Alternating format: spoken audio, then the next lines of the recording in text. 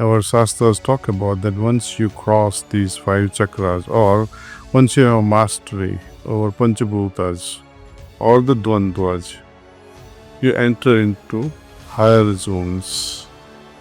Now you are liberated. You are free from this bondage of life, bondage of incarnation.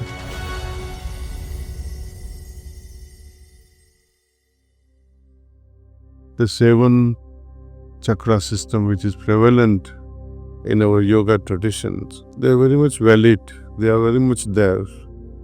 And this is how we understand, starting with Muladhara, Swadhisthana, Nabhi chakra, then Hridaya chakra. Then comes our Kanta chakra, then this Trikuti. So that is 6th, and the 7th will be our Sahasradal Kamal. These lower 3 chakras are common to all of us, including the animal kingdom. What makes human being different is the quality of the heart chakra. Muladhara is mainly all about earth element. Muladhara means fundamental support. Without it, nothing can exist. No human being can survive. So it's very requisite center. Now going beyond Kanta chakra, further up Agya chakra, and going up to Sahasra Dal Kamal. It's a traditional way of looking at it, but as the yogis or the practitioner of yoga, when you are guided properly by a yogi of caliber, then you will see, you will experience that even at each individual chakra, for example, heart chakra or the Atma chakra or the fire point or water point, there is expansion ad infinitum. And without Guru's help, one may go on expanding at one particular chakra without coming out of that expansion.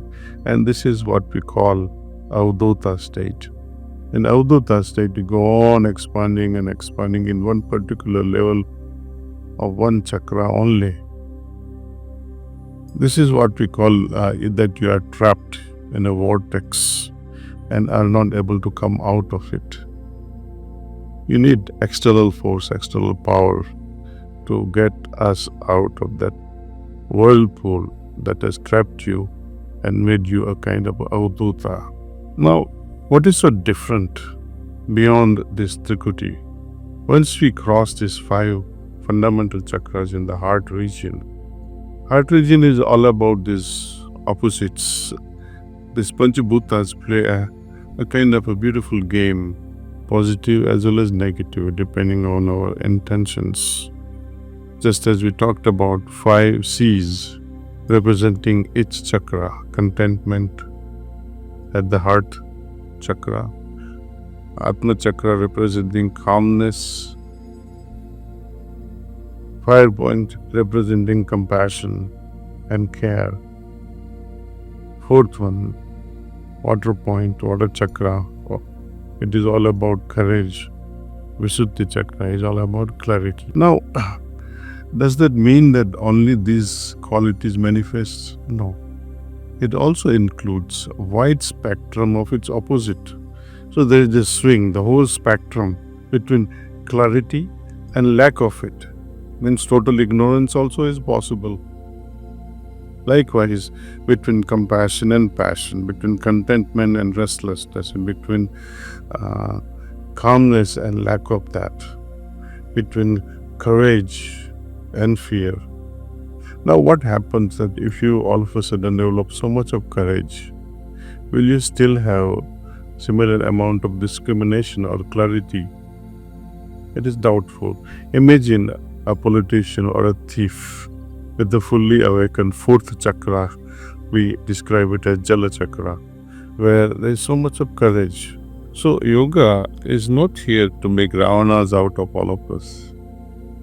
Yoga is there to make us a balanced human being. There should be moderation, between all these opposites. But eventually when we transcend even beyond this moderation, that's a beautiful state, very difficult to describe in words. When we transcend these five, the opposites of Panchbhutas, then we somehow inherit the knowledge and experience beyond Trikuti. Under this has-marked tradition, we do not meditate on Trikuti because it is all about power games. Lord Krishna, of course, did once advise Arjuna to meditate on this Agya Chakra, Trikuti, because that was the need of the hour. He needed that to fight out that battle. But we are not here in the war zone. We are here endowed with a family life where what matters is bhakti, what matters is love, what matters is compassion, what matters is contentment. So, it's all about the heart. That besides all this, as we move on, there are points between Trikuti and Sahasradal Kaul, which are, let's see for our understanding. This is number 6, 7, 8, 9, 10. And after 10th, so between 10th and 11th, there is Sahasradal Kamal. Sahasradal Kamal is something about Satchit Anand state.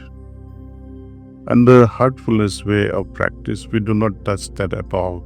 And the points I mentioned to you, 6, 7, 8, 9, 10, they are very significant points, each with a very particular state, with a very specific spiritual condition. We don't touch SDK or Sahasradal Kamal because as soon as we arrive at Sahasradal Kamal, we are engulfed by absolute bliss. There is so much of bliss, it's difficult to get out of that trap.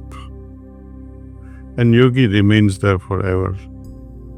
That can become unfortunate, that yoga that was to free you from all these things, even from bliss, now you are trapped by bliss itself. You have to go beyond all this, transcend all kinds of qualities and experiences.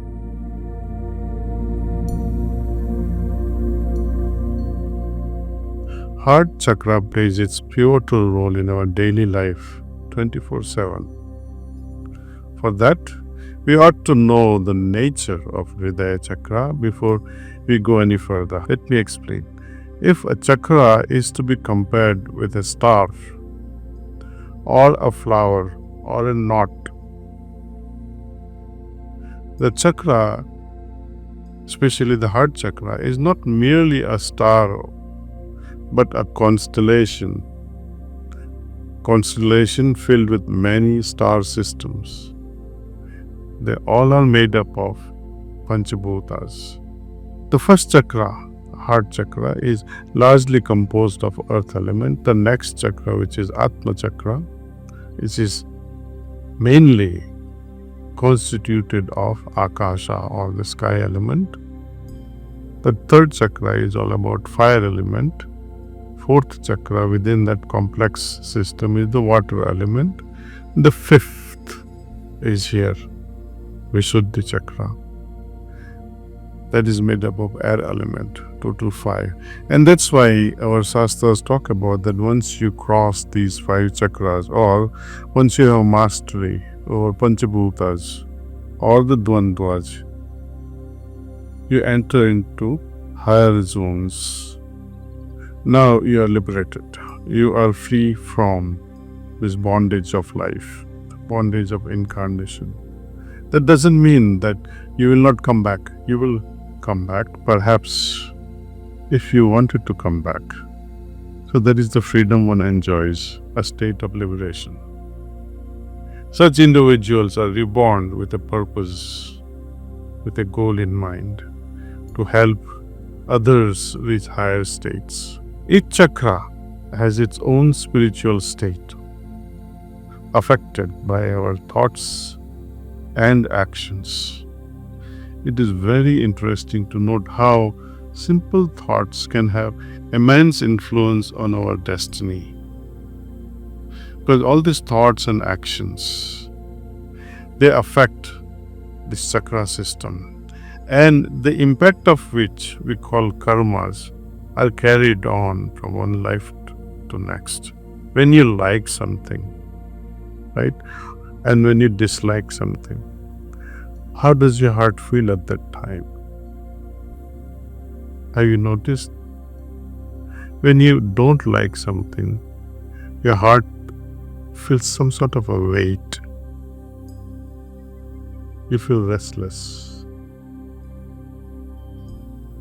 Or when one of your desires is not fulfilled, then too you will feel restless. And can you imagine what this leads to?